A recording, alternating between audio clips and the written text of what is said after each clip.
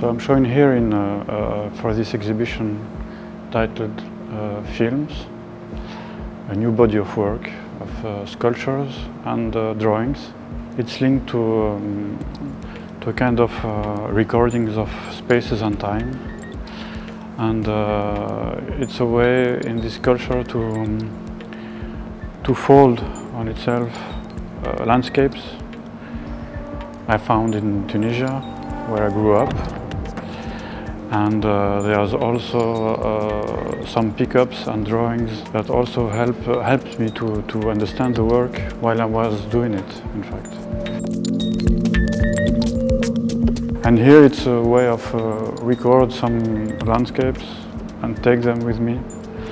And we have here a kind of collection of these spaces and landscapes. Here it's quite simple. I use tapes, usual tapes, transparent tapes, and I use these tapes to make some sand and ground stick on them, and then I unroll them in order to take them with me.